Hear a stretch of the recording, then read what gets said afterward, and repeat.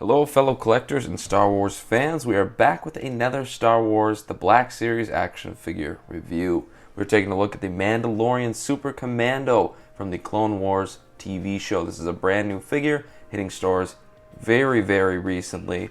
A lot of people haven't even seen them yet. I am shocked I found them because I live in the middle of nowhere. But I am so happy I did. It was $24 for this guy. $24 and some cents. I was actually very surprised, man. Usually the Black Series figures do not cost this much, but whatever, man. I don't know if it's just these guys or this wave, but I was pretty taken back by it. Comment below if you know anything about that. It's pretty pricey for a figure like this. Anyways, let's take a look at the package. So here we see the brand new packaging styles that the Black Series is implementing. On the side you get some beautiful art there. Down here you can see Star Wars The Clone Wars, where this dude appears. Mandalorian Super Commando, 4 and up. Warning, there's small parts not for children under 3 years. On the back you can see the artwork again. Drop the name down below if you know who the artist is. I'd be very curious to see the rest of their work. Very beautifully done. Mandalorian Super Commando. Darth Maul's Mandalorians modified their armor to reflect allegiance to the Dark Lord. These Super Commandos wore red and black, and some even fashioned horns atop their helmet. So anyways, if you want the barcode, there it is. Let's crack this dude. Well, I suppose he's already open. So let's take a look at his accessories. So first off, I'm not sure if you consider this an accessory. I do. He comes with this very slick jetpack with a very nice metallic color with the red that matches his armor. And you can pop it off very easy. And I mean, it does fit in there pretty snug, but it isn't hard to get out. And you can see it has 3 little pegs here. 1 is round, 2 are rectangles. You can just pop that in there like so. There's really nothing going on in the back here, but you can just pop it in very easy. Aside from that, he comes with 2 other accessories. His 2 pistols, which he holds pretty well, I guess. It's not so much that the holster fits in his hand perfectly. It's more that the holster, the actual hilt of the gun, it's more or less the trigger actually wraps into his finger really well and very snug there. And this hand too holds the gun very nicely. And you can see these guns are identical.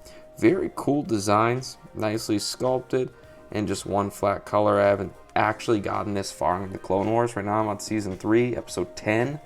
And I'm loving it so far. So I'm excited to see this dude make an appearance, or these guys, these Mandos. But anyways, that's pretty much it. That's all he comes with for accessories, sadly. And they do fit in his holsters very snug.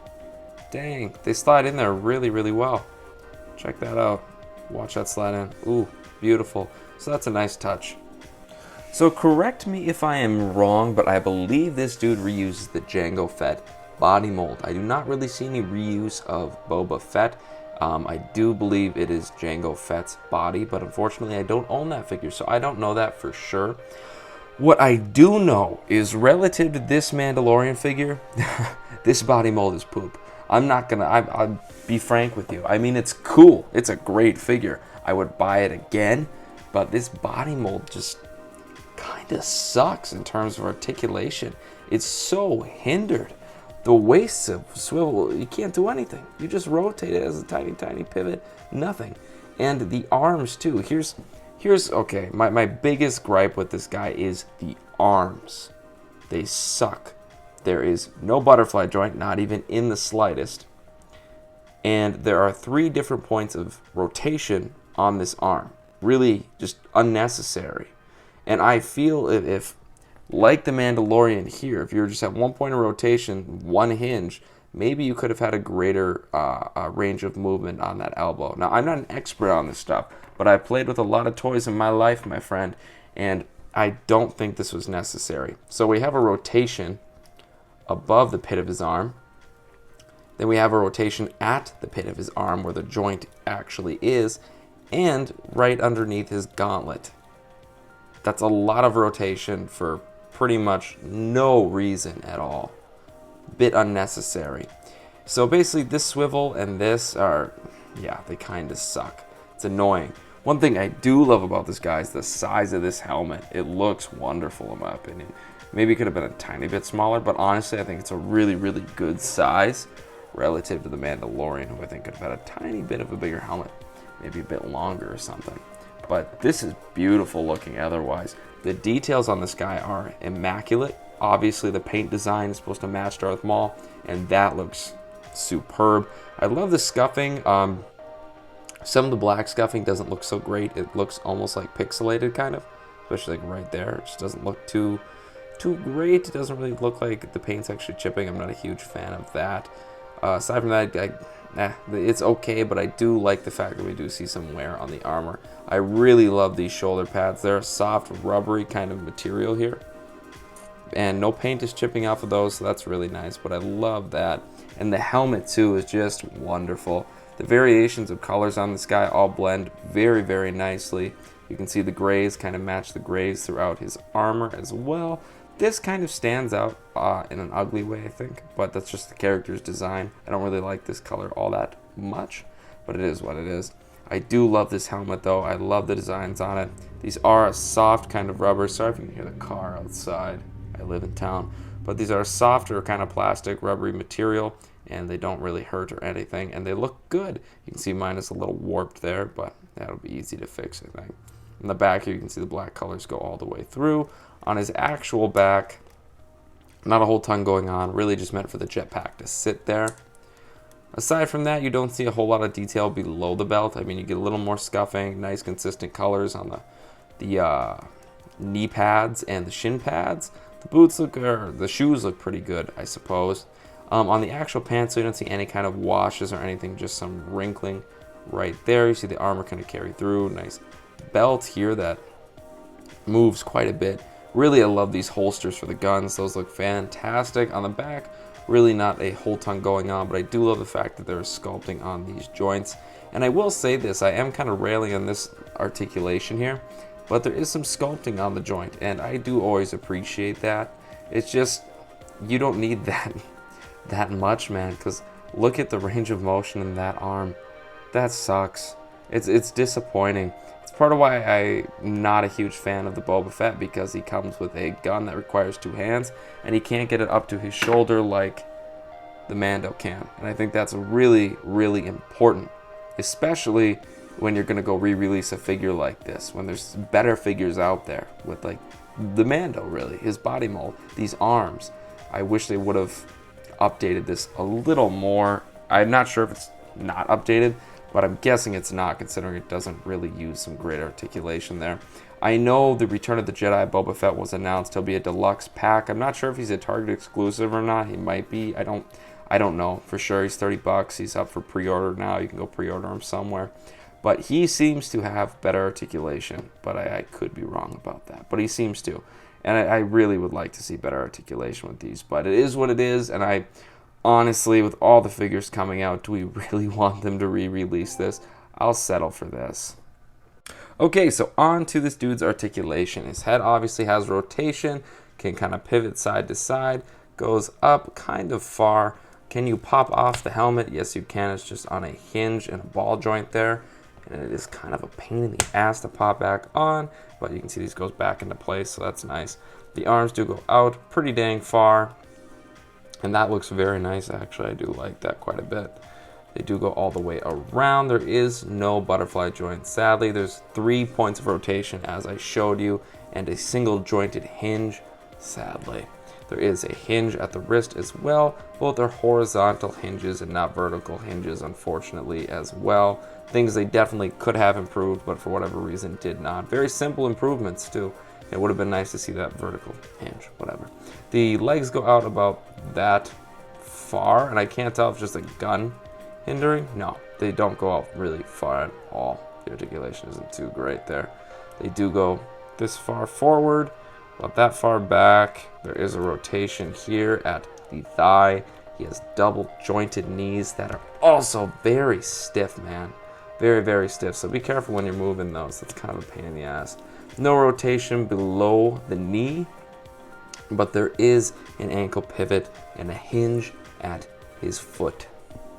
So here is our Mandalorian next to Darth Maul in his Phantom Menace look. I'm not sure if we're getting a post-Phantom Menace look for Darth Maul yet from the Black Series. Hopefully down the line we do. Maybe that was announced. I have a vague recollection of it, but maybe I was looking at some Photoshop shit. I don't know. Let me know in the comments below if that's on the way. Hopefully it is. So, I mean, I'm not sure how the height should match up, considering Spoiler alert, in the Clone Wars, this dude doesn't have regular legs, because if you saw the Phantom Menace, which likely you did if you're watching this dude got frickin' whacked and cut in half. So I'm guessing he probably would be a little bit taller if you were lining these guys up appropriately in his appropriate look when he's next to this character. But aside from that, they're about the same height. The helmet's just kind of big and blocky, but they're pretty much the same height. And here is our Commando Mandalorian with the allegiance to Darth Maul or whatever, next to the Mandalorian from the Disney Plus show. And these guys match up in height pretty well. So overall, I'm going to give this guy like a 7 out of 10, honestly.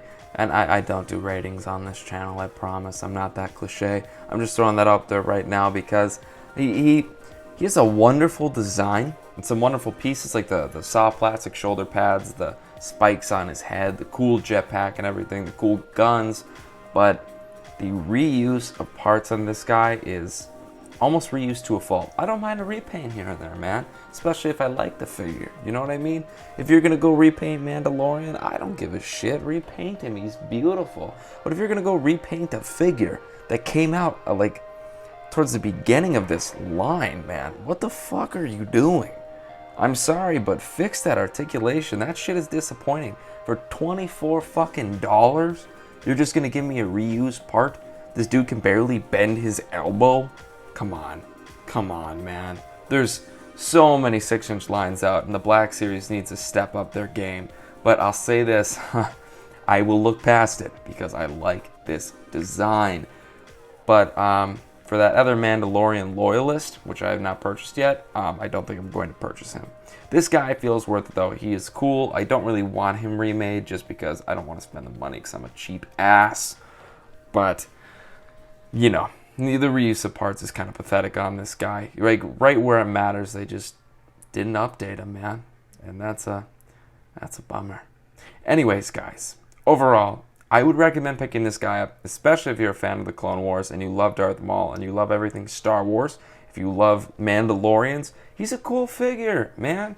He gives me my Star Wars feel. He gets my vibe going, the groove going, man. He's a cool figure, and I enjoy the design, I enjoy the characters, and he's going to look great on the shelf. He really does. He has some cool accessories, some cool pieces, but the elbows are so irritating, man. That's just unfortunate.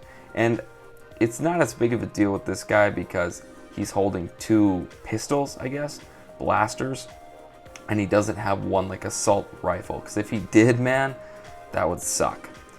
And you know what? For reference, I'll show you what I mean. Take a look at Mandalorian, he's holding this perfectly. Keep that in mind. Vertical hinge here, not here, so he can't even point the gun forward.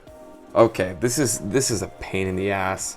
It's so easy with Din Djarin the Mandalorian. This guy can't do it worth shit. And again, it's 2020, what the fuck, man? This sucks. If you're gonna up the prices on this, don't give me this shit. Anyways, friends, enough of the disappointing. I like this figure, I'm not gonna lie to you. He's a fun figure, I'm so glad I have him. It's just, he's a little outdated in the elbow range, so that's kind of a bummer. Anyways, guys, thanks for watching this video. You know I appreciate you. Please comment down below, answer some of the questions I asked. Who was that artist, and how do you feel about the elbows on this guy? Are you cool with it? I'm not personally, and I'm guessing nobody really is, but I think I can see past it. Can you? Anyways, guys, stay tuned for more. If you haven't yet, vote. Vote. I'm recording this on November 2nd, and we got to get out and vote, man. It's time to turn this country around. So, anyways, guys, thanks for watching. Stay tuned for more. Keep it real. Stay happy. Stay healthy. Stay home in quarantine, and keep collecting. Peace.